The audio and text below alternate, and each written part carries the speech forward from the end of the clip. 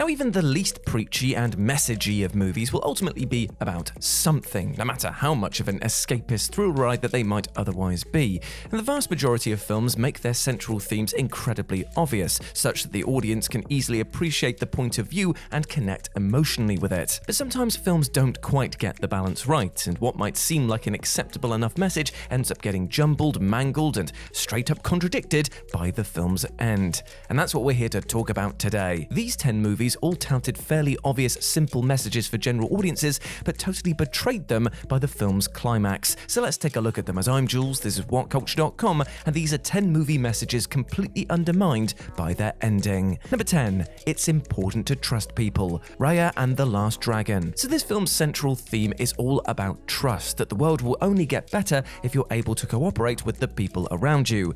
Now, Sisu straight up tells our cynical protagonist that she can't expect others to trust her if she herself cannot trust others. And yet, her open distrust is completely understandable given that her friend from another tribe, Namari, literally betrays her in an attempt to help her own clan steal the focal magic gem. More to the point, Namari betrays her a second time later on in the film, resulting in Sisu's death. So to say that the world is a mess because of mutual distrust doesn't quite wash considering what she's experienced with her supposed friend. And the ending even straight up criticizes our hero for her distrust apparently playing a part in Sisu's death before she and Namari finally make peace with one another. Yeah, sometimes it's completely reasonable not to trust somebody, and in the case of Namari, nobody could be blamed for giving her the side eye. Inadvertently, the message that some kids might take away from this movie is, let people walk all over you time and time again. Yeah, great. Number 9. The death penalty is bad. The life of David Gale. David Gale, played here by Kevin Spacey, is an activist against the death penalty who ends up on death row himself after being accused of murdering a fellow activist, whose name was Constance. It's eventually revealed that Constance was terminally ill and conspired with other activists to arrange her assisted suicide in order to frame Gale, all in an attempt to have an innocent man executed and discredit capital punishment in the most ultimate way possible. Now, journalist Bitsy Bloom attempts to get this information to the authorities, but Gale is executed before she can. But the big kicker comes at the very end, when a tape reveals that Gale himself also took part in the frame job, willingly laying down his life in order to turn the tide of public opinion on the death penalty. Now, the problem is that this extra twist completely muddies the central thesis of how easy it is for somebody to get framed for murder and be wrongly executed. Yes, if you're literally setting yourself up to die and stacking the deck against a fair capital punishment system, as much as it can be considered fair, then of course you'll end up dead. It's a rigged game that completely undermines the overall message.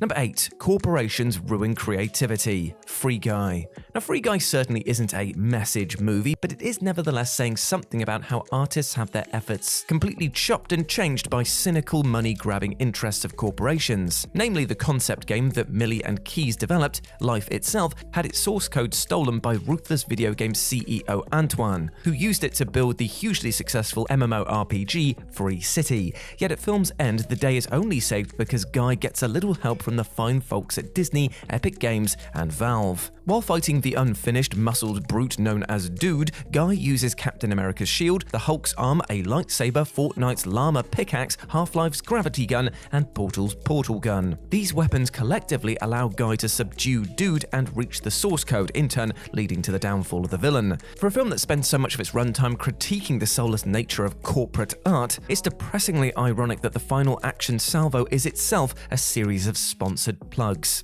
Number 7. Normal people would suck at being superheroes. The big hilarious hook of Kick-Ass is that it's an irreverent, expectation-defying superhero movie which shows just how terrible the average person, let alone average teenage boy, would be at playing superhero. You see, our Dave here is a comic book fan who decides to become a vigilante superhero, assuming the alter ego Kick-Ass. Much of the film focuses on how hilariously pathetic he is, summarily getting his ass kicked and ultimately having to be bailed out by two real superheroes, Big Daddy and Hit Girl. Dave even considers quitting the crime-fighting life for good, but ultimately decides decides to help take down crime boss Frank D'Amico. Yet the film's finale sees Kick-Ass don a frickin' jetpack with miniguns to wipe out Frank's men before blowing Frank up with a bazooka. Kick-Ass then flies away to safety with his jetpack and even gets the girl Katie.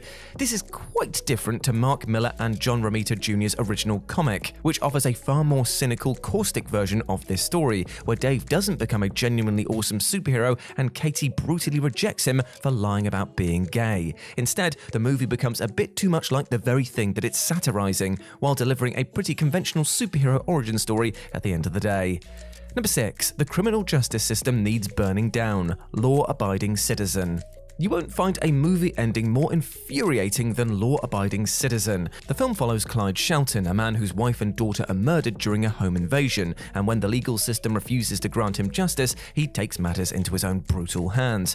But Shelton doesn't stop at killing those directly responsible, though. His wider scheme also involves targeting those within America's criminal justice system who he feels continue to enable and benefit from it. At film's end, he attempts to make the ultimate demonstration of this by blowing up City Hall with a bomb. But cynical lawyer Nick Rice turns the tables by moving the bomb to Shelton's own jail cell, resulting in his death. It's a rather sour ending because most of the audience is firmly on Shelton's side despite his extreme and excessive methods. Seeing the vigilante killed by a detestable instrument of the law who goes outside of the law to do so and then returns to lawyering within an unjust system is bafflingly framed as a happy ending, despite most audience members seeing it as frustrating and tragic. Number 5. Hope and teamwork will save the world. Tomorrowland. Brad Bird's Tomorrowland is consumed with the notion that hope and teamwork will build a better future for humanity, and the film's primary antagonist, David Nix, is a man who categorically has lost all hope. David wants to inspire humanity to do better by using the tachyon machine to show them images of an impending apocalypse, but when people responded with indifference and basically accepted it, David also gave up and similarly accepted his impending catastrophe. The final clash sees the heroes Frank and Casey attempting to destroy the tachyon machine while David tries to stop them, but rather than merely subdue David, they end up killing him by pinning him underneath some rubble and destroying the machine, which crushes David to death. This isn't to say that David was ever going to be fully redeemed, but when you meet a person who has been drained of all of their hope, there's got to be a better solution than brutally killing them. I mean, it's not much of a plea for hope and cooperation, is it? Number 4. The Great Depression was an eternal struggle. The Grapes of Wrath.